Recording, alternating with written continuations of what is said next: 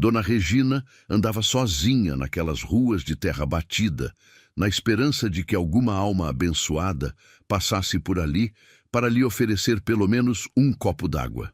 E quando avista um carro vindo de longe, muitas lágrimas caíram, mas principalmente de quem estava dirigindo. Carlos não via sua mãe há 15 anos. A mulher que ele acreditava estar segura, vivendo com a irmã na capital. Mas ela estava ali, abandonada, doente e completamente sozinha. Naquele instante, tudo o que Carlos pensava saber sobre sua própria família começou a desmoronar. Se essa história está comovendo você, se inscreva no canal e deixe seu like para não perder nenhuma de nossas histórias. O ar-condicionado do carro de luxo mantinha o ambiente interno a agradáveis 20 graus. Um conforto que isolava Carlos do calor abrasador daquela tarde no interior. Ele estava na região para fechar a compra de uma vasta extensão de terras para um novo empreendimento imobiliário da sua empresa multimilionária. O GPS indicava um atalho por aquela estrada e terra vermelha batida, um caminho que poucos ousavam pegar, mas que economizaria 1 hora de viagem até o seu destino no aeroporto. Carlos tamborilava os dedos no volante revestido de couro, a mente cheia de números, coisas do seu trabalho. Mas há 15 anos, após uma briga feia com o falecido pai, ele saiu de casa jurando só voltar quando fosse rico. E ele cumpriu. Tornou-se um tubarão do mercado imobiliário na cidade grande e, para compensar a ausência física, enviava mensalmente uma quantia generosa de dinheiro para a conta de sua irmã mais velha, Marta, que ficara responsável por cuidar da mãe, Dona Regina, após ela se tornar viúva. O dinheiro resolve tudo, era o lema de Carlos. Ele pagava pela paz de espírito de saber que sua mãe estava bem cuidada na capital, vivendo confortavelmente com a irmã. Foi então que ele viu. A princípio, parecia uma miragem causada pelo vapor que subia do solo quente. Um vulto pequeno, curvado, arrastando-se pela margem da estrada. Carlos franziu o senho, diminuindo instintivamente a velocidade. A figura se tornou mais nítida. Era uma mulher idosa. As roupas eram trapos sujos de terra vermelha, um vestido que já fora estampado, mas agora exibia apenas a cor da miséria. Os cabelos brancos, ralos e desgrenhados estavam grudados na testa pelo suor. Ela caminhava com uma dificuldade excruciante, apoiando-se em um galho seco que usava como bengala improvisada. Um nó gélido se formou no estômago de Carlos. A imagem era de cortar o coração, uma cena de pobreza extrema que ele não via desde a infância humilde. Ele sentiu um impulso de humanidade. Pararia e ofereceria uma garrafa de água gelada que tinha no frigobar do carro. Era o mínimo. O carro luxuoso parou a poucos metros da senhora, levantando uma nuvem de poeira fina. Carlos baixou o vidro do passageiro. "Senhora!" Ele chamou, a voz potente acostumada a dar ordens em salas de reunião, agora soando estranhamente tímida. "A senhora precisa de ajuda? Água?" A mulher parou. O esforço de simplesmente virar o pescoço parecia imenso. Quando ela finalmente olhou na direção do carro, Carlos sentiu como se tivesse levado um soco no peito. O ar fugiu de seus pulmões. O mundo girou. Aqueles olhos eram fundos, cercados por rugas profundas de sofrimento e emoldurados por uma catarata que deixava o olhar leitoso e vago. Mas ele conhecia aqueles olhos. Eram os olhos que o haviam ninado, os olhos que choraram quando ele partiu com uma mochila nas costas, prometendo conquistar o mundo. "Mãe!" A palavra saiu como um sussurro estrangulado. A mulher semicerrou os olhos, tentando focar na figura elegante dentro do carro caro. A mente de Regina estava nebulosa. A sede e a fome de dias a deixavam delirante. Ela via vultos do passado com frequência. Quem é?" A voz dela era um chiado seco, como folhas mortas sendo pisadas. Carlos não pensou. Ele abriu a porta do carro e correu, tropeçando em seus sapatos de grife italianos no terreno irregular. Ele chegou até ela no momento em que as pernas frágeis de Regina cederam. Ele a segurou antes que ela caísse na terra quente. O choque físico foi o segundo golpe. Ela não pesava quase nada. Era como segurar um pássaro ferido. Ele podia sentir cada osso de suas costelas através do tecido fino e imundo do vestido. O cheiro que emanava dela era forte, cheiro de suor antigo, de doença não tratada, de abandono. Mãe, sou eu, Carlinhos. Ele chorava abertamente agora, as lágrimas grossas caindo sobre o rosto sujo dela, enquanto ele a segurava nos braços no meio do nada. Dona Regina piscou, confusa. Aquele nome, Carlinhos, fazia tanto tempo que ninguém a chamava assim. Marta a chamava de velha inútil ou peso morto. Carlinhos, meu menino! Ela levantou uma mão trêmula, os dedos nodosos e sujos, tocando o rosto liso e barbeado do homem à sua frente. A pele dele era macia, cheirava a perfume caro, algo que ela não sentia há décadas. Você é real? Ou eu já morri? Aquela pergunta quebrou Carlos por dentro. Uma fúria avassaladora começou a ferver sob a camada espessa de sua culpa. Sou real, mãe. Eu estou aqui. Eu vim te buscar. Ele prometeu, sem saber ainda para onde a levaria, mas sabendo que ela nunca mais ficaria naquela estrada. Ele a ergueu no colo. Ela era tão leve que a facilidade com que ele a carregou o fez chorar ainda mais. Ele a levou até o carro, abrindo a porta do passageiro. O contraste era violento.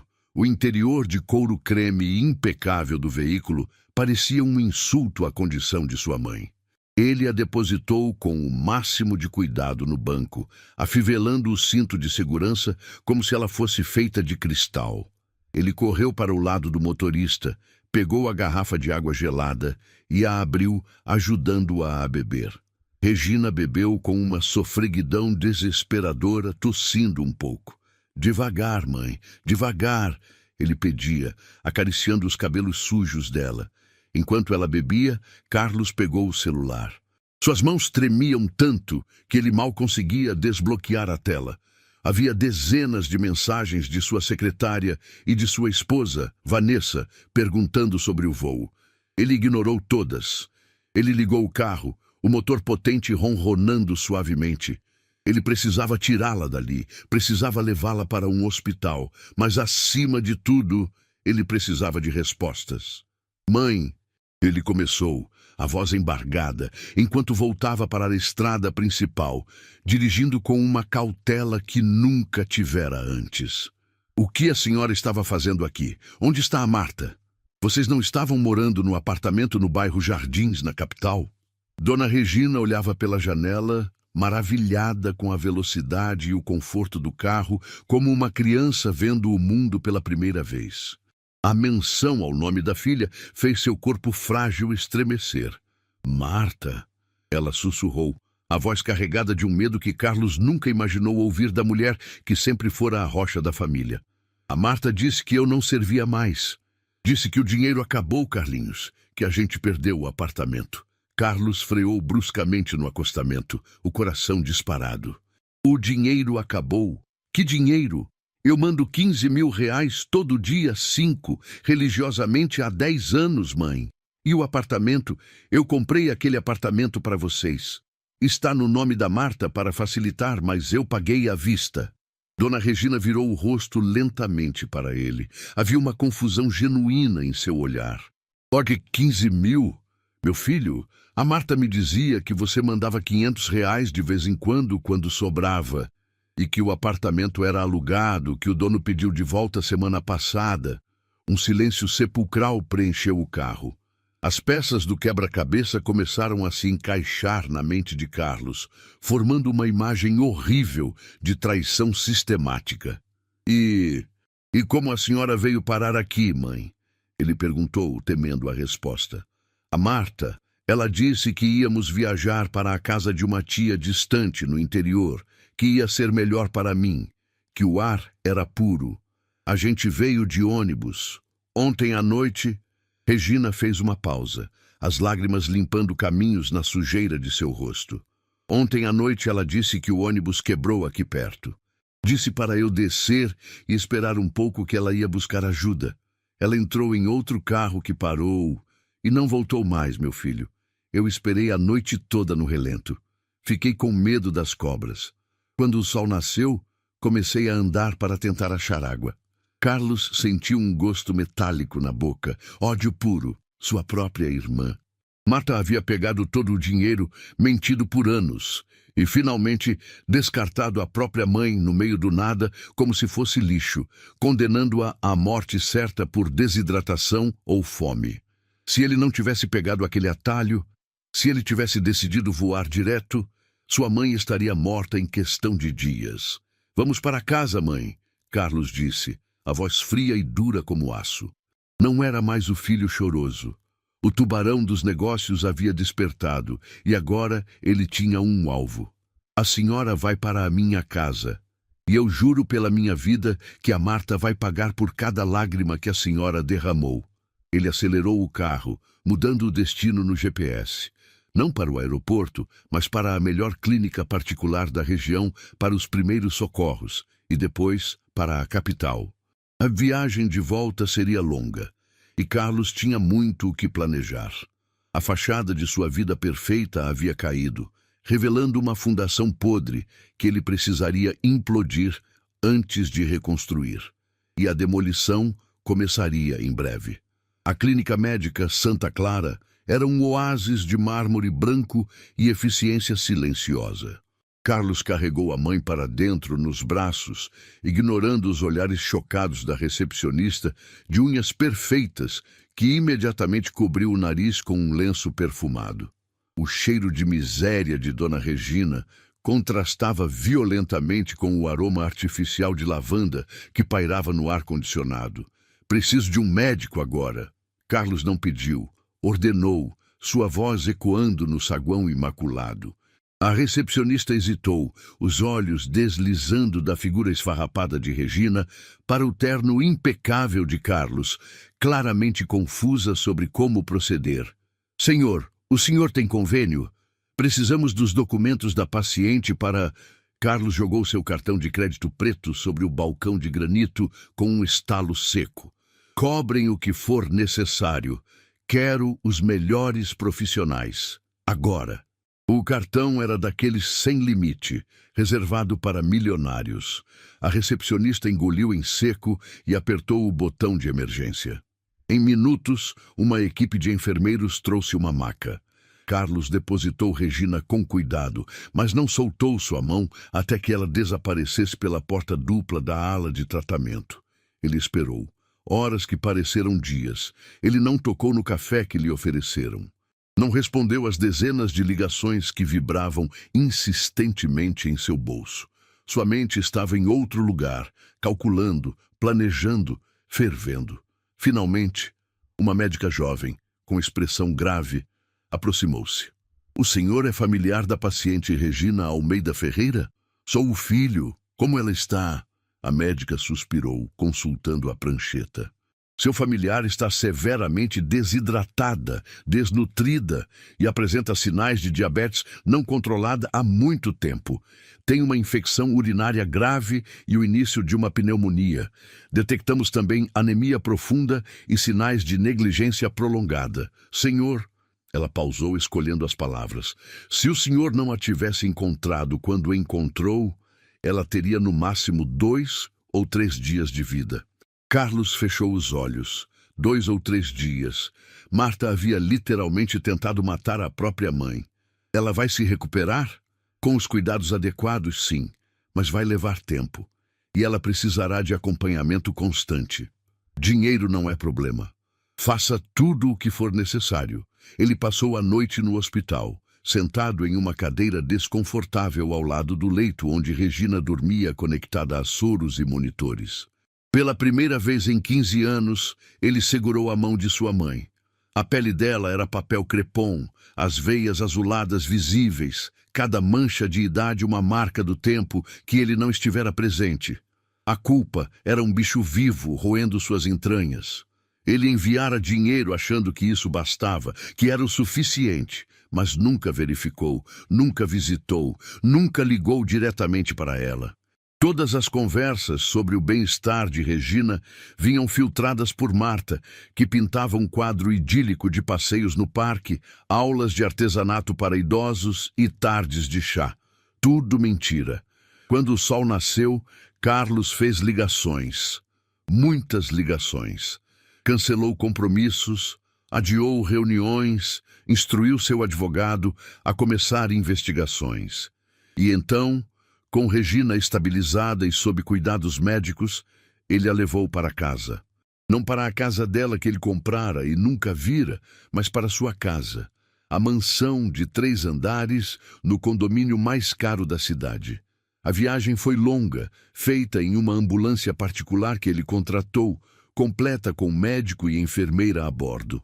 Regina dormiu a maior parte do trajeto, seu corpo finalmente relaxando após dias de terror. Mas a chegada à mansão não foi o refúgio que Carlos imaginara. Vanessa, sua esposa, estava no hall de entrada quando as portas se abriram. Ela era uma mulher bonita, 10 anos mais jovem que Carlos, loira de salão, com roupas de grife e uma expressão perpetuamente entediada. Os olhos dela se arregalaram quando viu os paramédicos entrando com a maca. "Carlos, o que diabos está acontecendo? Você desapareceu por 2 dias. Eu tive que inventar uma desculpa para os Monteiros sobre o jantar que perdemos e..." Ela parou abruptamente quando viu quem estava na maca. "Quem é essa pessoa?" "É minha mãe, Vanessa", Carlos respondeu, a voz gelada. "E ela vai morar aqui agora." O rosto de Vanessa passou por várias tonalidades de vermelho. "Sua mãe? Você disse que ela morava com sua irmã, que estava bem cuidada." "Eu estava enganado." "Carlos, você não pode simplesmente trazer alguém para esta casa sem me consultar. Temos eventos, temos imagem a manter, temos uma suíte de hóspedes no 2º andar que nunca foi usada." Carlos cortou cada palavra uma lâmina. "É lá que ela vai ficar, e não é negociável." Vanessa cruzou os braços, o rosto contorcido em desdém mal disfarçado, enquanto a equipe médica passava com Regina. "Ela está doente. Vai precisar de cuidados constantes. Vamos ter enfermeiras entrando e saindo, remédios, equipamentos médicos. Isso vai transformar nossa casa em um hospital." "Então que seja", Carlos respondeu, subindo as escadas atrás da maca. A suíte de hóspedes foi rapidamente transformada.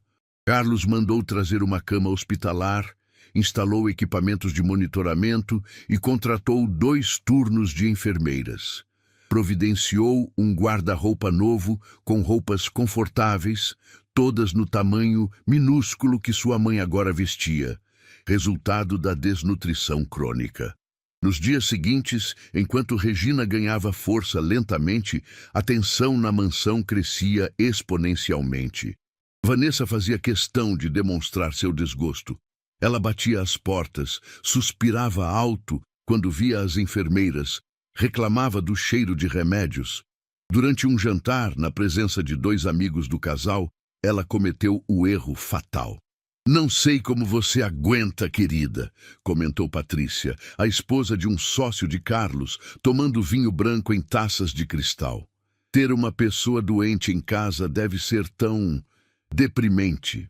Vanessa deu uma risada amarga. "Você nem imagina. É como ter um bebê gigante.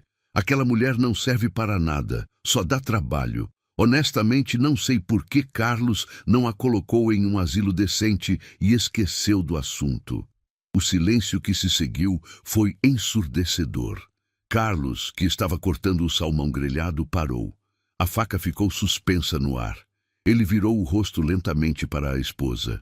"O que você disse?" Vanessa percebeu tarde demais o erro. Ela tentou recuar. Eu não quis dizer que... Aquela mulher tem um nome. Regina, e ela é a razão de eu estar vivo hoje. Ela costurava roupas de madrugada para me comprar cadernos. Ela vendeu o único anel de ouro que tinha para pagar meu curso técnico. Enquanto você estava fazendo as unhas e tomando drinks em clubes com o dinheiro do seu pai, minha mãe estava ralando para criar 3 filhos sozinha depois que meu pai morreu. A voz de Carlos estava baixa, mas havia uma fúria contida que fez Patrícia e o marido se encolherem nas cadeiras. E você tem a audácia, a ousadia de chamá-la de inútil na minha casa. Vanessa levantou-se bruscamente, jogando o guardanapo na mesa.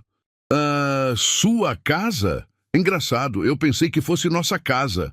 Mas desde que aquela velha apareceu, você nem me olha mais.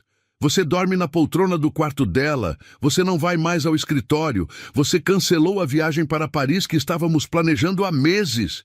Minha mãe estava morrendo na beira de uma estrada, Vanessa. Você consegue entender isso? Morrendo. Porque minha irmã a abandonou ali igual a um cachorro. E isso é problema meu. Eu não assinei contrato de casamento para virar enfermeira. O tapa que Carlos desferiu na mesa fez toda a louça pular. Os convidados se levantaram, murmurando desculpas e saindo apressadamente. Vanessa recuou, mas seus olhos faiscavam ressentimento e algo mais, nojo genuíno. Saia da minha frente, Carlos disse, a voz perigosamente baixa. Vanessa saiu pisando duro, seus saltos ecoando pelo corredor de mármore, mas a humilhação de Regina não terminava ali. Ela ouvia tudo. Apesar da medicação, apesar da fraqueza, os gritos atravessavam as paredes. Ela ouvia as reclamações de Vanessa, ouvia as discussões, ouvia o desprezo na voz da nora que nunca conhecera pessoalmente. Em uma tarde, quando Vanessa pensou que a enfermeira não estava no quarto, ela entrou para pegar um chale que havia esquecido no armário da suíte antes de Regina chegar. Ela fez uma careta ao ver a senhora idosa acordada, sentada na cama, olhando pela janela. Ah, você está acordada, Vanessa disse sem nem tentar esconder o desdém. Que maravilha! Regina virou o rosto. Seus olhos, agora mais claros depois do tratamento para a catarata que Carlos providenciara, estudaram a mulher jovem e linda que era a esposa de seu filho. Você deve ser a Vanessa. Carlos falou de você. Tenho certeza que falou. Provavelmente não mencionou que você está destruindo nosso casamento só por existir aqui. As palavras foram como chicotadas. Regina sentiu as lágrimas queimarem, mas ela não as deixou cair. Não na frente daquela mulher. Eu não queria ser um peso, mas Vanessa interrompeu, pegando o chale com um movimento brusco. Você é um peso enorme. Carlos era focado, bem-sucedido, admirado. Agora ele está sendo chamado de sentimental, de fraco, por cancelar negócios para ficar cuidando de você. As pessoas falam, sabia? No nosso círculo social, mostrar fraqueza é fatal.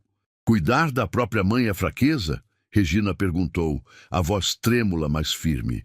No mundo dele, sim. Mas você, vindo da pobreza de onde veio, não entenderia isso. Vanessa saiu batendo a porta. Regina finalmente deixou as lágrimas caírem. Ela se sentia exatamente como Marta a fizera sentir. Um estorvo, um peso morto, alguém que só atrapalhava. Naquela noite, quando Carlos entrou para dar boa noite, ele encontrou Regina chorando baixinho. Mãe, o que houve? Está com dor? Chamo a enfermeira? Não, meu filho. Ela segurou a mão dele. Eu acho que seria melhor se eu fosse para um daqueles lugares que cuidam de idosos. Eu não quero destruir seu casamento. Eu não quero ser um problema. Carlos sentou na beira da cama, seu coração partindo. A senhora nunca será um problema para mim. E quanto ao meu casamento... Ele pausou, a verdade finalmente clara para ele. Se ele não sobrevive porque estou cuidando da minha mãe, então talvez nunca tenha sido um casamento de verdade. Ele abraçou Regina, e pela primeira vez em semanas, ela sentiu algo além de dor e humilhação. Ela sentiu amor. Se você está gostando dessa história emocionante, comente justiça aqui embaixo. Vamos continuar. Amanhã vou resolver algumas coisas, Carlos prometeu, beijando a testa dela. E a senhora vai ver que não está sozinha. Nunca mais estará. Do lado de fora da porta, escutando tudo com os braços cruzados e o rosto contorcido em fúria, Vanessa decidiu que era hora de tomar medidas drásticas. Se Carlos não ia se livrar da velha, ela daria um jeito. Ela pegou o celular e digitou um número que não usava há tempos. Marta, precisamos conversar. É sobre sua mãe e seu irmão. A resposta veio em segundos. Estou ouvindo. O que você quer? Vanessa sorriu, um sorriso frio e calculista. A aliança que começava ali seria o início de algo muito maior e muito mais perigoso para Regina. Mas seria também o catalisador para a maior reviravolta que ninguém esperava. Porque Dona Regina, mesmo humilhada, mesmo quebrada, ainda tinha um segredo.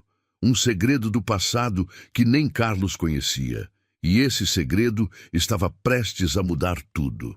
As semanas seguintes trouxeram mudanças sutis, mas significativas. Dona Regina ganhava peso.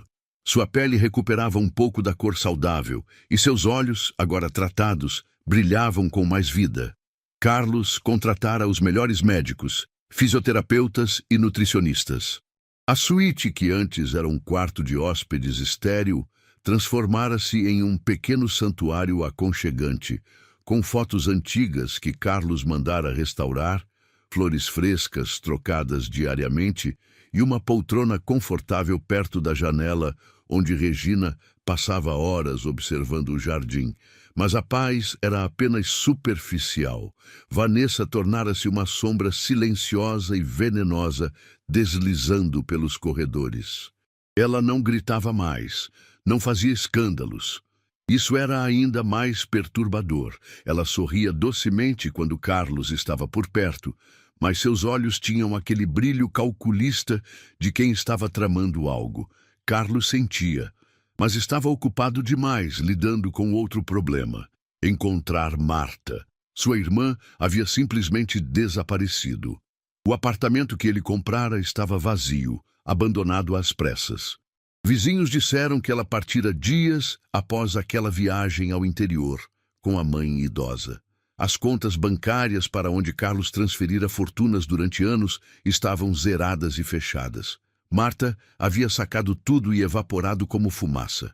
O advogado de Carlos, Dr. Henrique Tavares, um homem sério de óculos quadrados, apresentou relatórios devastadores durante uma reunião no escritório em casa. Carlos, nos últimos 10 anos, você transferiu um total de R$ 1.800.000 para sua irmã. Ela sacava tudo em espécie mensalmente, o que dificulta o rastreamento. Conseguimos descobrir que ela comprou 3 imóveis em seu próprio nome, 2 carros de luxo e fazia viagens internacionais frequentes. Tudo isso enquanto sua mãe, bem, vivendo na miséria. Carlos cerrou os punhos, os nós dos dedos ficando brancos.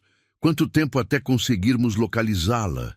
Estamos trabalhando nisso, mas ela foi esperta. Planejou o sumiço com antecedência. Quero processos criminais, apropriação indébita, abandono de incapaz, tentativa de homicídio. Tudo.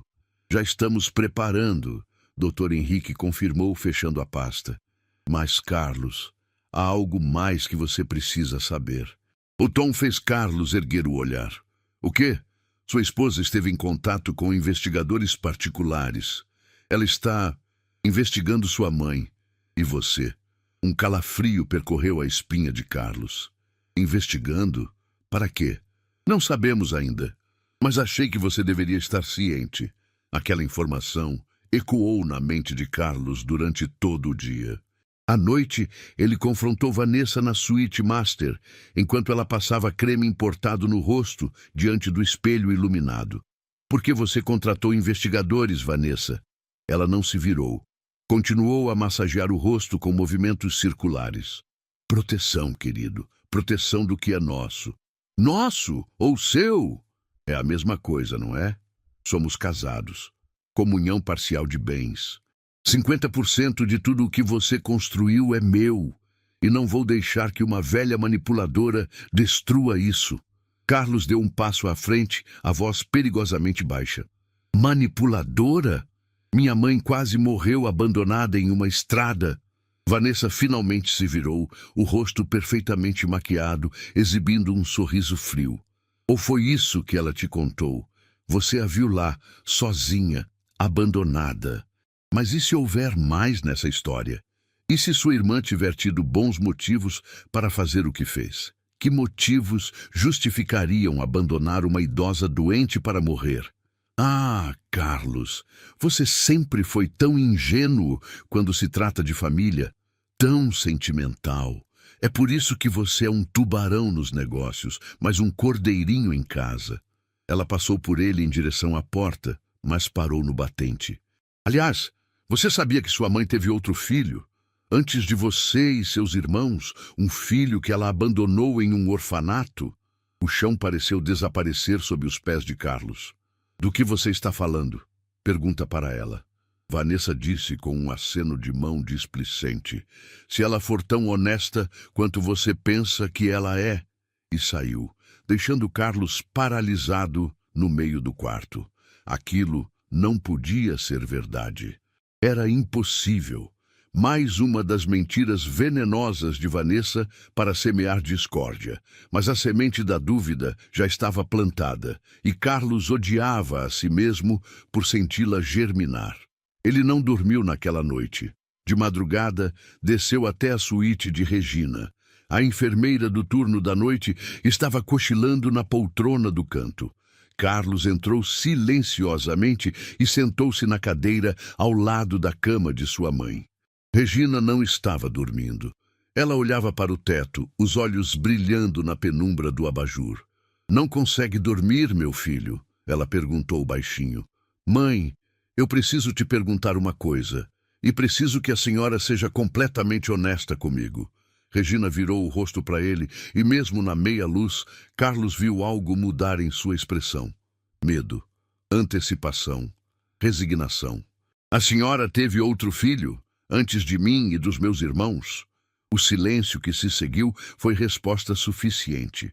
Regina fechou os olhos e uma lágrima solitária escorregou pela lateral de seu rosto. Quem te contou? É verdade, então. Carlos sentiu o peito apertar. Regina respirou fundo, tremulamente, como se estivesse reunindo forças para desenterrar algo que mantivera sepultado por décadas. Eu tinha 17 anos, ela começou, a voz fraca, mas firme. Era muito jovem, muito tola. Me apaixonei por um homem mais velho, um homem que prometeu casamento, que prometeu o mundo. Quando descobri que estava esperando um bebê, ele desapareceu, simplesmente sumiu. Carlos escutava, imóvel. Meus pais me expulsaram de casa. Disseram que eu havia trazido vergonha para a família. Eu dei à luz sozinha, em um hospital público, sem ninguém ao meu lado. Um menino lindo, com olhos grandes e escuros. Sua voz quebrou, mas ela continuou. Eu não tinha dinheiro, não tinha casa, não tinha como criar aquele bebê. Eu mal conseguia alimentar a mim mesma. Dormi em abrigos, passei fome, e ele merecia mais do que uma mãe de 17 anos morando nas ruas. E aí a senhora o abandonou, Carlos disse, e imediatamente se arrependeu da dureza nas palavras. Eu o deixei em um orfanato. Regina corrigiu, sua voz ganhando uma força inesperada. Um lugar onde eu sabia que ele seria alimentado, vestido, educado. Onde teria uma chance. Não foi abandono, foi sacrifício. Foi a coisa mais difícil que eu já fiz na vida. A senhora nunca mais tentou encontrá-lo? Tentei. Anos depois, quando me casei com seu pai, quando a vida melhorou um pouco, mas o orfanato havia fechado. Os registros se perderam em um incêndio. Eu procurei Carlinhos. Gastei anos procurando, mas ele simplesmente desapareceu na vastidão do sistema. Carlos passou as mãos pelo rosto. Parte dele estava chocado, traído, mas outra parte, a parte racional, entendia. Ele imaginou uma adolescente sozinha, desesperada, fazendo a escolha impossível entre morrer de fome com o bebê ou dar a ele uma chance de sobreviver. Por que nunca nos contou? Porque era minha dor, meu fardo, e por que... Ela hesitou.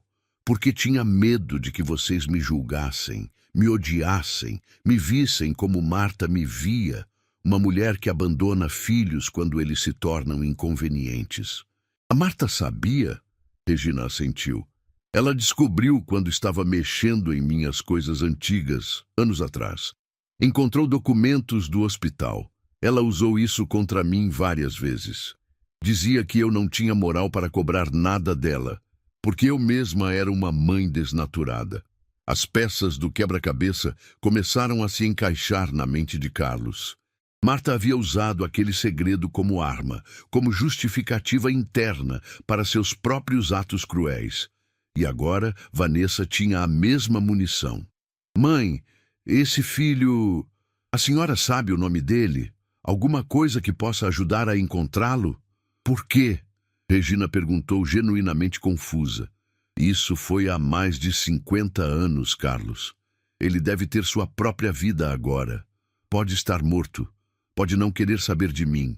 E eu não o culparia. Porque é família.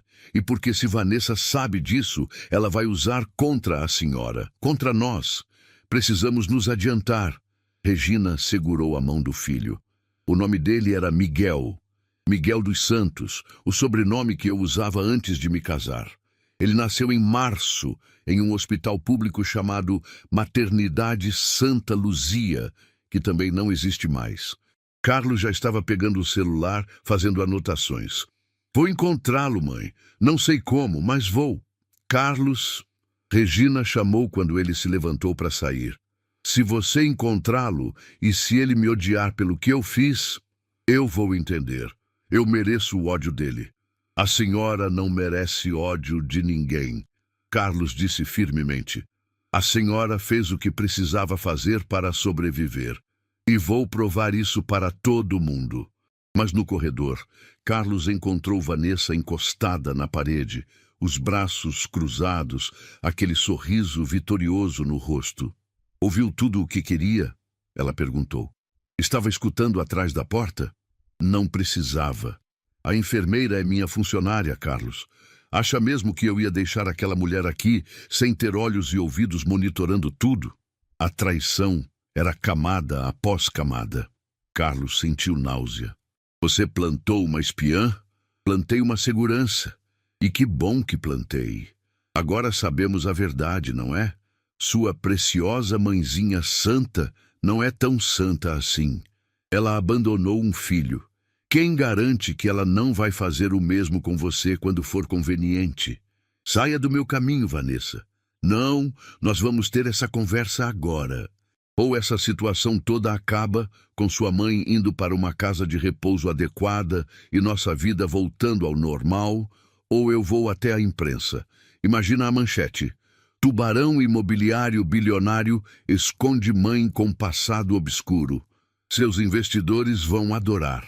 Carlos deu um passo em direção a ela e, pela primeira vez, Vanessa viu algo em seus olhos que a fez recuar. Não era raiva. Era determinação fria e calculada. Faça o que quiser, Vanessa. Vá para a imprensa, conte o mundo. Mas saiba que, a partir deste momento, você não tem mais acesso a nada do que é meu. Vou congelar todos os cartões, todas as contas conjuntas. E vou iniciar o processo de divórcio amanhã de manhã. O rosto de Vanessa empalideceu. Você não tem coragem. Teste-me. Ele passou por ela, descendo as escadas. Mas antes de chegar ao escritório, seu celular tocou. Era Dr. Henrique, o advogado. Carlos, temos novidades. Encontramos sua irmã. Onde? Em um resort de luxo no litoral, usando nome falso. Mas nosso investigador a localizou. E tem mais. Ela não está sozinha. Está com um homem. Que homem?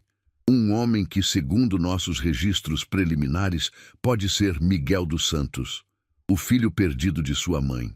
O telefone quase escorregou da mão de Carlos. Tem certeza? 90%. Estamos confirmando agora. Mas, Carlos, se for ele e se ele está com Marta, não é boa notícia. Significa que ela já o encontrou primeiro e está usando ele contra vocês. Carlos fechou os olhos. A teia de traição se espalhava, mais complexa e perigosa do que ele imaginara. Mas pela primeira vez em semanas, ele também sentiu algo diferente crescendo dentro de si. Esperança. Porque se Marta encontrara Miguel, isso significava que ele existia, que estava vivo.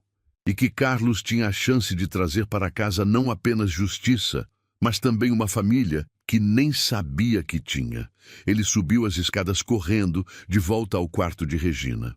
"Mãe", ele disse, ajoelhando-se ao lado da cama, segurando as mãos dela. "Seu filho Miguel, nós o encontramos e vamos trazê-lo para casa." Os olhos de Regina se encheram de lágrimas, mas desta vez não eram lágrimas de dor. Eram lágrimas de algo que ela não sentia há muito tempo: esperança. A mesma esperança que logo se transformaria na maior reviravolta que aquela família poderia imaginar. A viagem até o litoral foi feita em silêncio tenso. Carlos dirigia seu carro importado com uma determinação inabalável, os olhos fixos na estrada que cortava a paisagem montanhosa. No banco do passageiro, Dr. Henrique revisava documentos em seu tablet, enquanto no banco de trás, uma enfermeira acompanhava Dona Regina, que insistira em ir junto apesar dos protestos do filho. "Mãe, a senhora ainda está se recuperando. Isso pode ser muito para o seu coração." Carlos havia argumentado horas antes, quando ela anunciou que iria junto, não importava o que ele dissesse. "Carlinhos, esse é meu filho, meu primeiro filho. Eu passei 50 anos sem saber se ele estava vivo ou morto, se estava bem ou sofrendo, se me odiava ou se sequer pensava em mim.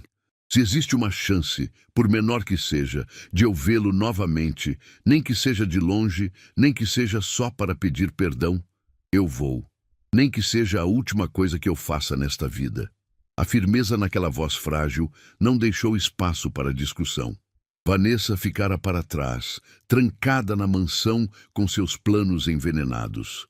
Mas antes de partir, Carlos fizera questão de passar na sala onde ela tomava seu café da manhã de iogurte orgânico e frutas importadas. "Quando eu voltar, quero você fora desta casa", ele dissera, sem emoção na voz. "Pode levar suas roupas, suas joias, seus perfumes. Tudo o mais fica. E prepare-se para uma batalha jurídica. Porque eu vou provar que você conspirou contra minha família, e não vou ter piedade." O rosto de Vanessa se contorcera em uma máscara de fúria e desespero, mas Carlos já havia saído sem olhar para trás. Agora, horas depois, eles chegavam ao Resort Paraíso Dourado, um complexo de luxo à beira-mar com bangalôs privativos, piscinas infinitas e um padrão de clientela que pagava milhares por noite. O tipo de lugar onde Marta se esconderia, vivendo às custas do dinheiro roubado. O gerente do resort, um homem de meia idade com um sorriso profissional colado no rosto, recebeu Carlos no saguão de mármore e madeira envernizada. "Senhor Ferreira, é uma honra recebê-lo. Soube que está procurando por uma hóspede." Carlos mostrou uma foto de Marta no celular, uma imagem antiga de uma reunião familiar, antes de tudo desmoronar. "Ela está registrada aqui, possivelmente com nome falso." O gerente estudou a foto, o profissionalismo lutando contra a discrição que o cargo exigia. Dr. Henrique, percebendo a hesitação, pousou um envelope grosso sobre o balcão. "Sua colaboração será recompensada e mantida em absoluto sigilo. Estamos lidando com um caso de apropriação indébita e tentativa de homicídio. A polícia já está ciente, não era mentira, doutor." Henrique havia acionado as autoridades antes de saírem da cidade. Uma viatura seguia discretamente atrás deles, aguardando o momento certo para agir. O gerente pegou o envelope, verificou o conteúdo e assentiu. "Bangalô 17, registrado no nome de Mara Ferraz. Ela está acompanhada de um homem, sim. Eles chegaram há 4 semanas e pagaram adiantado por 3 meses, em dinheiro." "Eles estão lá agora?" "Creio que sim. Eles raramente saem antes do anoitecer."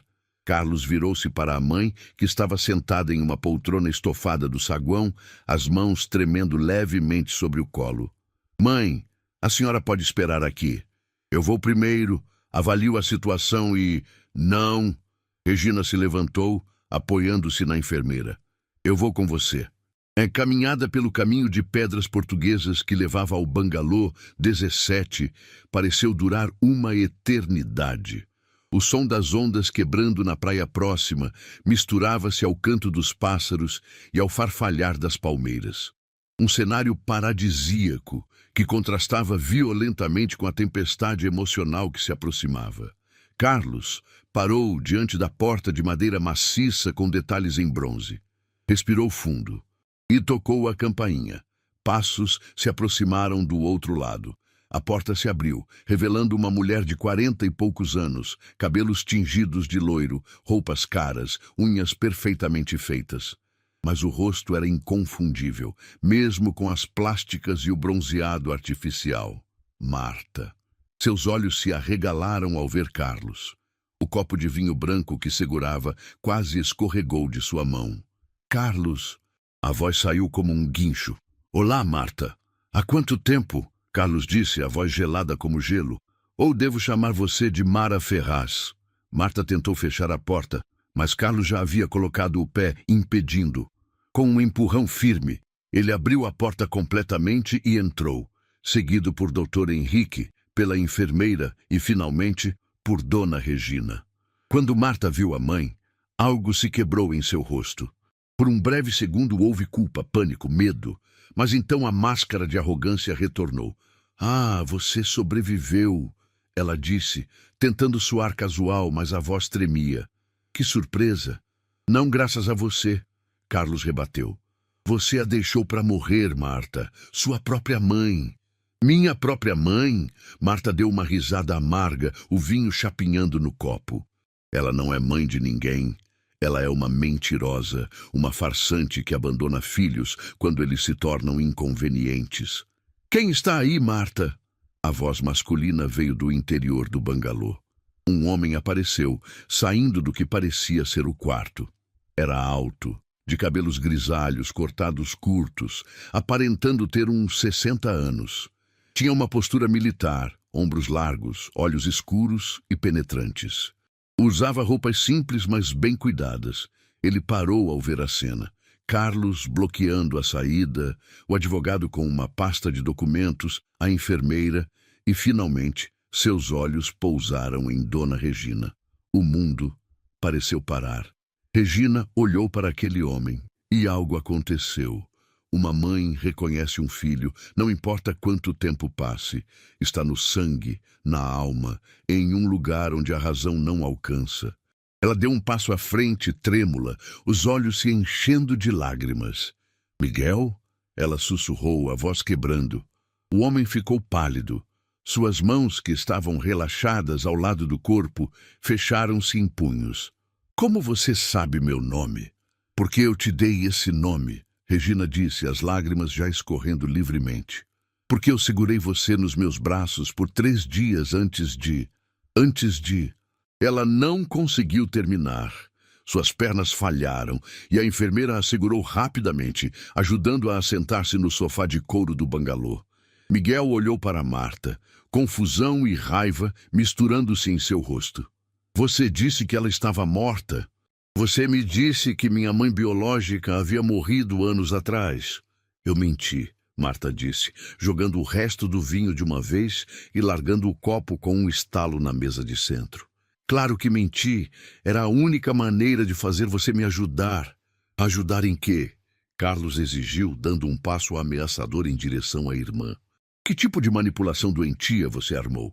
Marta riu, mas era um riso histérico de alguém que sabia que o jogo havia acabado. Vocês querem saber a verdade? Querem saber toda a verdade?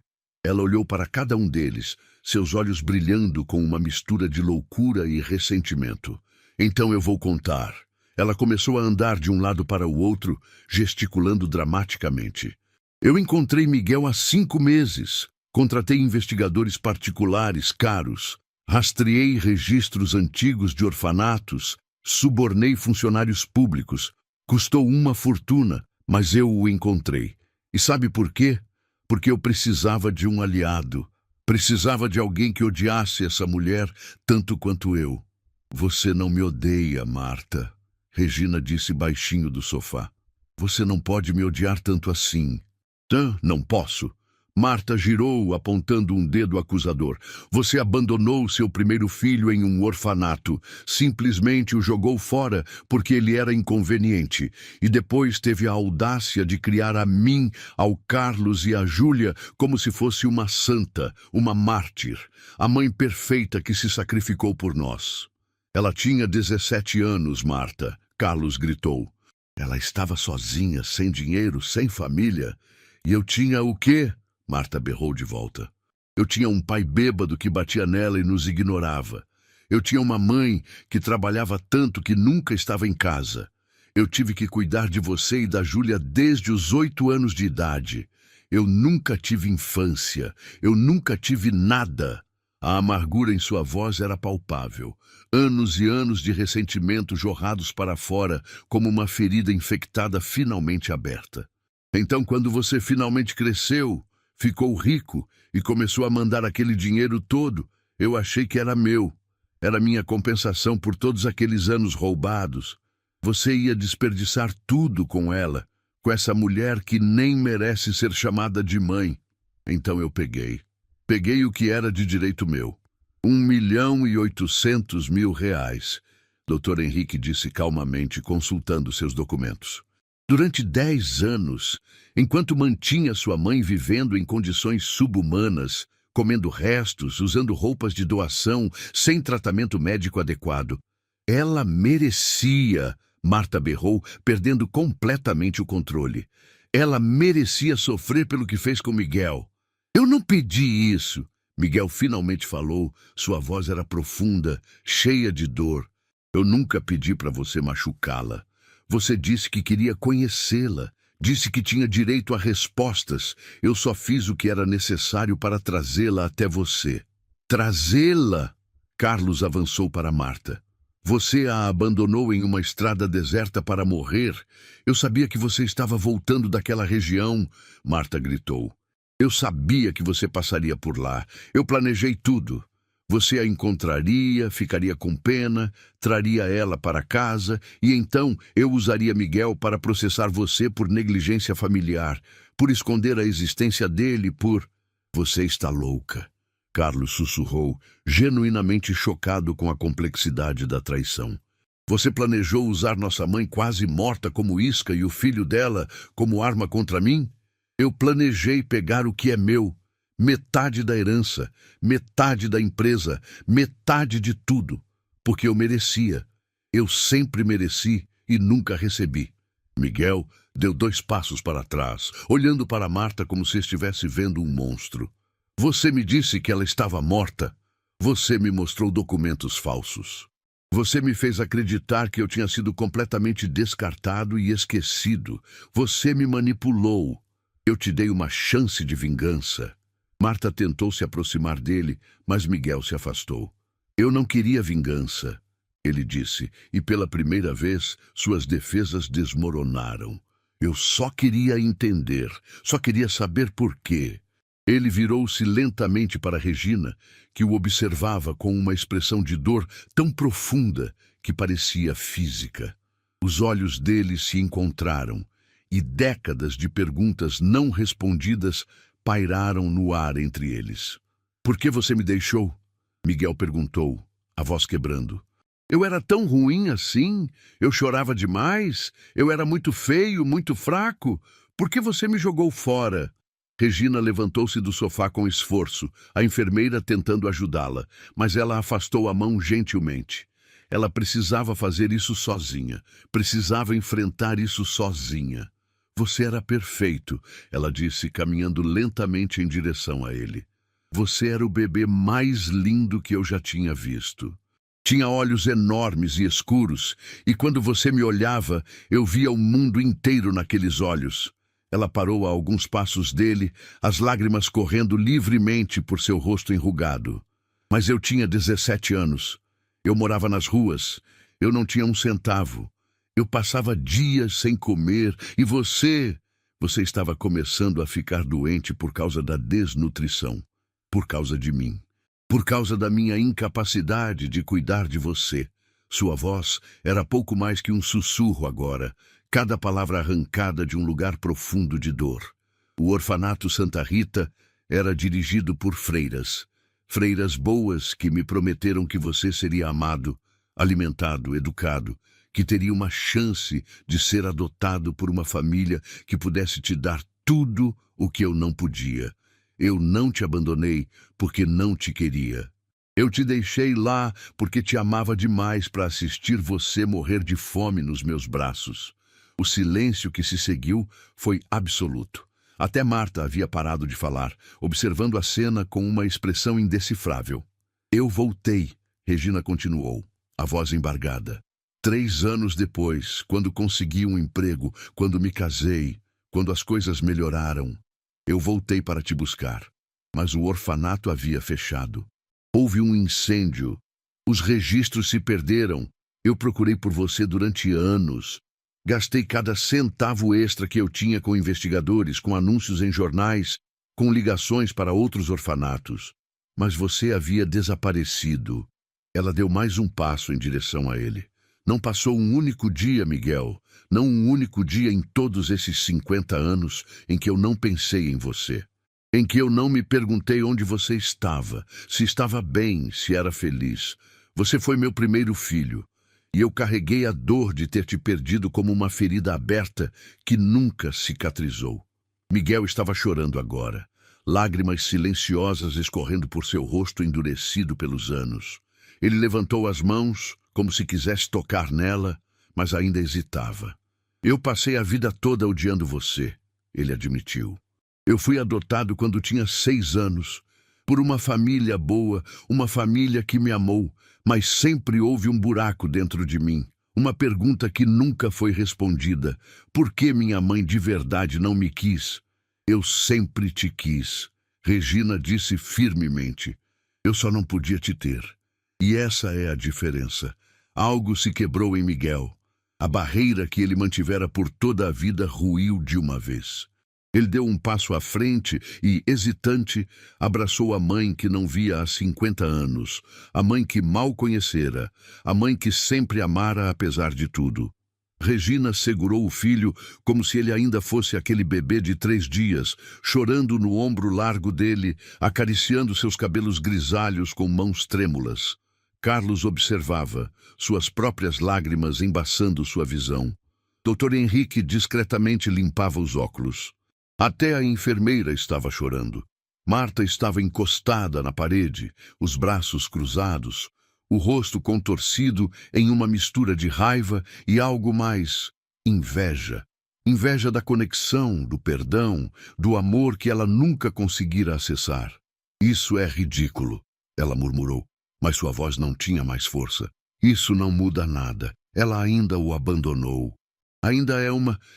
Calha a boca, Miguel disse, sua voz trovejando pelo bangalô enquanto ele ainda segurava Regina. Você não tem direito de falar. Você me usou. Mentiu para mim. Manipulou meus sentimentos mais profundos para seus próprios propósitos egoístas. Ele se afastou de Regina gentilmente e virou-se para encarar Marta. Eu vou testemunhar contra você. Vou contar para as autoridades tudo o que você fez, tudo o que planejou. Você tentou matar sua própria mãe e usou a mim como arma. A porta do bangalô se abriu nesse momento e 2 policiais uniformizados entraram, seguidos por um investigador civil. Marta Ferreira, o investigador disse, mostrando sua identificação. Você está presa pelos crimes de apropriação indébita, falsidade ideológica e abandono de incapaz com tentativa de homicídio. Marta olhou ao redor, buscando uma saída que não existia. Por um momento, pareceu que ela ia resistir, gritar, lutar. Mas então ela simplesmente desabou, sentando-se no chão, a cabeça entre as mãos. Eu só queria o que era meu, ela sussurrou. Eu só queria ser vista. Carlos olhou para a irmã, que ele já não reconhecia mais, e sentiu não raiva, mas uma tristeza profunda. Você sempre foi vista, Marta. Você só escolheu acreditar que não era. Os policiais a levantaram e algemaram, levando-a para fora do bangalô. Ela não resistiu. Estava vazia, quebrada, derrotada. Quando o bangalô finalmente silenciou, apenas Carlos, Regina, Miguel, Dr. Henrique e a enfermeira permaneceram. Miguel olhou para Carlos. Então você é meu irmão. Sou. Carlos confirmou, estendendo a mão. Miguel a apertou e então, impulsivamente, puxou Carlos para um abraço. Eu tenho uma família de verdade, Miguel disse maravilhado. Depois de todos esses anos, eu tenho uma família. Você sempre teve, Regina disse, sorrindo através das lágrimas. Você só não sabia ainda. Naquele bangalô à beira-mar, enquanto o sol começava a se pôr tingindo o céu de laranja e rosa, uma família se reunia. Não perfeita, não sem cicatrizes, mas real. E às vezes, real é tudo o que importa. O triunfo estava só começando, mas a maior reviravolta ainda estava por vir. 3 meses haviam se passado desde aquele dia no resort. 3 meses que mudaram tudo. A mansão de Carlos agora respirava uma energia completamente diferente. O silêncio gélido e artificial que Vanessa impunha havia sido substituído por algo que a casa nunca conhecera antes: calor humano genuíno. Risadas ecoavam pelos corredores, o cheiro de comida caseira vinha da cozinha e músicas antigas tocavam no sistema de som que antes só reproduzia jazz instrumental sofisticado. Dona Regina não estava mais confinada à suíte do 2º andar. Ela agora circulava livremente pela casa, mais forte a cada dia. O tratamento médico adequado, a alimentação nutritiva e, principalmente, o amor que a cercava haviam operado milagres. Ela havia ganhado peso, seus olhos brilhavam com vida renovada e até suas mãos, antes trêmulas e fracas, agora trabalhavam com firmeza. Miguel também estava lá. Ele se mudara para um dos quartos de hóspedes 1 semana após o episódio no resort. Aposentado das Forças Armadas, onde servira por décadas, ele finalmente tinha um lugar para chamar de lar. Um lugar com uma mãe, um irmão e uma história que, embora dolorosa, agora podia ser reescrita. Carlos descobrira coisas fascinantes sobre o irmão mais velho. Miguel era formado em engenharia, falava 4 idiomas fluentemente, havia servido em missões de paz internacionais e dedicado os últimos anos de sua carreira a treinar jovens em situação de risco. Era um homem íntegro, de princípios sólidos, e a conexão entre os 2 irmãos crescera rapidamente, construída sobre respeito mútuo e o amor compartilhado por Regina. Júlia, a irmã do meio que morava em outro estado com a família, também fora contatada. No início, ela ficara chocada com as revelações sobre Marta e Miguel, mas logo viajou para conhecer o irmão mais velho e se reconectar com a mãe. A família, fragmentada por anos de mentiras e distância, finalmente estava se unindo. Mas nem tudo eram flores. Ainda havia contas a acertar. A audiência judicial estava marcada para aquela manhã. O Tribunal Regional seria o palco do confronto final entre Carlos e as 2 mulheres que haviam conspirado contra sua família, Marta e Vanessa. O processo criminal contra Marta seguia seu curso. As evidências eram esmagadoras. Registros bancários provando o desvio sistemático de dinheiro, testemunhos de vizinhos sobre as condições em que Regina vivia e o próprio testemunho de Miguel sobre como fora manipulado. A promotoria buscava pena máxima, mas era o processo civil contra Vanessa que Carlos esperava com mais intensidade. Não por vingança, mas por justiça, por fechamento. Doutor, Henrique havia construído um caso robusto. Durante a investigação, descobriram que Vanessa não apenas conspirava com Marta, mas também desviava dinheiro da empresa de Carlos há anos, através de uma rede complexa de empresas fantasmas. Ela planejava um divórcio estratégico, onde sairia com metade do patrimônio dele, enquanto mantinha suas fortunas escondidas intactas. Ela havia subestimado a tenacidade de Carlos. Isso seria sua ruína. Na manhã da audiência, Carlos vestiu seu melhor terno, não por vaidade, mas por respeito ao processo. Miguel, usando também um terno escuro que Carlos lhe comprara, estava ao seu lado. Dona Regina, com um vestido simples, mas elegante, cabelos brancos penteados com cuidado, segurava a mão de ambos os filhos. "Vocês não precisam fazer isso, meus filhos", ela disse pela 10ª vez. "Já temos um ao outro, isso é o que importa." "Não, mãe", Carlos disse firmemente. "Elas precisam responder pelo que fizeram, não apenas a nós, mas a todas as pessoas que elas pisaram no caminho. Isso não é sobre vingança, é sobre consequências." O tribunal estava lotado, a imprensa havia pegado a história e ela se espalhara como fogo. Bilionário luta por mãe abandonada. Irmã gananciosa tenta matar mãe idosa. Esposa infiel desvia milhões. As manchetes variavam, mas todas apontavam para o mesmo desfecho: escândalo público. Quando Carlos entrou no tribunal com Regina e Miguel, os flashes das câmeras explodiram. Mas ele não se curvou, não escondeu o rosto. Ele caminhou de cabeça erguida, sua mãe protegida entre ele e o irmão. Dentro da sala de audiências, o contraste era gritante. De um lado, Carlos, Miguel, Regina e Dr. Henrique, uma família unida. Do outro, Marta, algemada e usando um macacão laranja de presidiária ao lado de seu advogado público sobrecarregado. E Vanessa, ainda vestindo roupas de grife, mas com o rosto tenso e olheiras mal disfarçadas pela maquiagem, acompanhada por um advogado caro que ela mal podia pagar agora que Carlos cortara todos os seus acessos. O juiz, Dr. Armando Silveira, um homem de 60 anos com uma reputação de ser rigoroso, mas justo, assumiu o pódio. O silêncio caiu sobre a sala. "Estamos aqui para julgar 2 casos relacionados", ele começou, a voz grave ecoando. "O caso criminal da senhora Marta Ferreira, acusada de múltiplos crimes, e o caso civil de divórcio entre os senhores Carlos e Vanessa Ferreira, com acusações de fraude financeira." As horas seguintes foram um desfile de testemunhos e evidências. Funcionários do banco confirmaram as transferências e os saques de Marta. Vizinhos do antigo apartamento descreveram com lágrimas nos olhos as condições em que viram Dona Regina vivendo.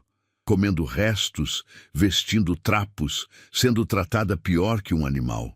Miguel testemunhou sobre a manipulação de Marta, como ela fabricara documentos falsos de óbito, como o convencera de que sua mãe biológica havia morrido sem nunca querer conhecê-lo. Sua voz, firme e militar, não tremeu ao descrever a crueldade calculada com que fora usado como peça de um jogo de ganância. Quando chegou a vez de Vanessa, o advogado dela tentou uma defesa baseada em desconhecimento. Ela alegava não saber dos planos de Marta. Alegava que as empresas fantasmas eram investimentos legítimos mal interpretados. Alegava que tudo era um mal-entendido. Mas, doutor, Henrique destruiu cada argumento com precisão cirúrgica. Ele apresentou e-mails trocados entre Vanessa e Marta. Mensagens onde elas discutiam abertamente como se livrar da velha e garantir o dinheiro. Conversas sobre dividir os lucros depois que Carlos fosse devidamente manipulado para um divórcio favorável a Vanessa. O mais devastador foi uma gravação que a enfermeira espiã de Vanessa havia feito, sem que a própria Vanessa soubesse. Na gravação, Vanessa falava ao telefone com Marta, discutindo friamente a possibilidade de acelerar as coisas, dando a Regina remédios errados, ou simplesmente deixando ela cair nas escadas. Quando o áudio terminou de tocar, um murmúrio de choque percorreu a sala. Vanessa empalideceu, suas mãos tremendo sobre a mesa. Até seu advogado parecia nauseado. O juiz pediu silêncio com uma batida de martelo. "A senhora tem algo a dizer em sua defesa?" ele perguntou a Vanessa, o tom deixando claro que não havia defesa possível. Vanessa olhou ao redor, buscando simpatia que não encontraria. Seus olhos finalmente pousaram em Regina, a mulher idosa que ela tentara destruir, que estava sentada na primeira fileira, assistindo tudo com uma expressão não de raiva, mas de tristeza profunda. Vanessa começou, a voz quebrando. Eu não queria perder meu estilo de vida. Não queria voltar a ser ninguém. Então você tentou destruir uma família inteira. O juiz concluiu, sem emoção, para manter sua conta bancária cheia e suas bolsas de grife. Vanessa abaixou a cabeça, derrotada. O juiz virou-se então para Marta, que estava sentada impassível, como se nada daquilo a atingisse mais. E a senhora, o que tem a dizer? Marta levantou os olhos e pela primeira vez Carlos viu algo quebrado neles. Não remorso exatamente, mas cansaço, resignação. Eu queria ser vista, ela disse, ecoando as palavras que dissera no bangalô. Passei a vida inteira invisível, a filha do meio.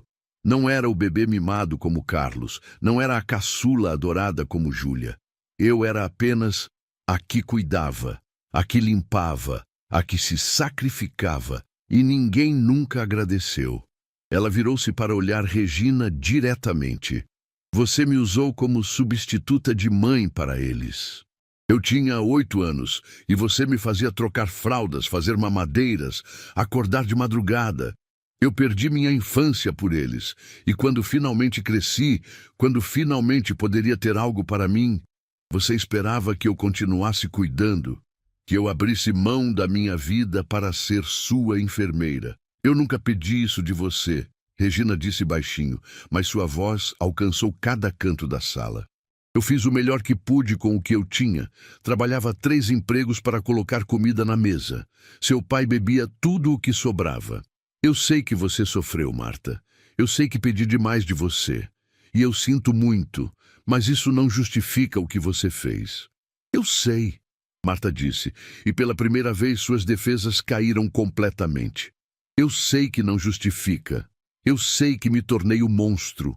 Mas entenda, eu estava tão cansada de ser esquecida, de ser usada, que quando Carlos começou a mandar aquele dinheiro, quando ele me deu responsabilidade sobre você, eu vi uma oportunidade, uma chance de finalmente ter algo que fosse meu.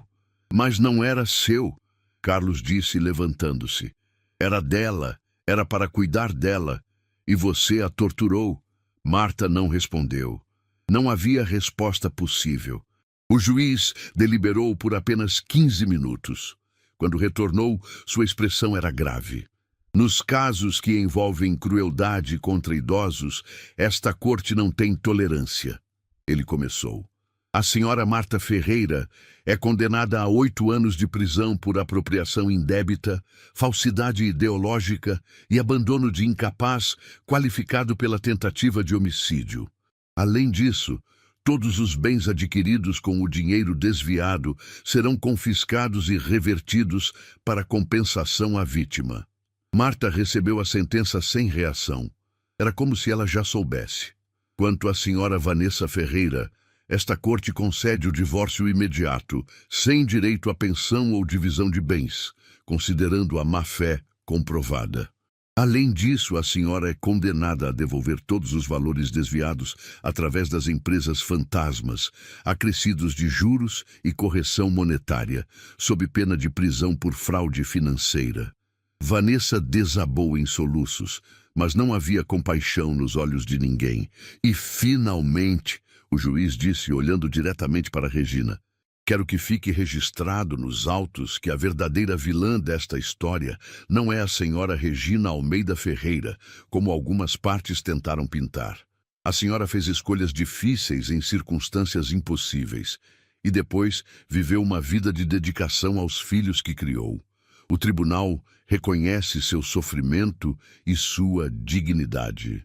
Regina fechou os olhos, as lágrimas finalmente permitidas. Quando saíram do tribunal, a imprensa os cercou novamente, mas desta vez Carlos parou. Ele segurou a mão da mãe e a mão de Miguel e encarou as câmeras. Minha mãe passou por um inferno, ele disse a voz firme. Ela foi traída, abandonada, humilhada, mas ela sobreviveu. E hoje ela não está apenas viva, ela está cercada por filhos que a amam. Ela recuperou um filho que pensou ter perdido para sempre. E ela provou que o amor verdadeiro, o amor de mãe, é mais forte que qualquer crueldade. As câmeras clicaram freneticamente. E a todos que estão assistindo isso, que têm pais, mães ou avós idosos, Carlos continuou, sua voz se enchendo de emoção. Por favor, não os abandonem.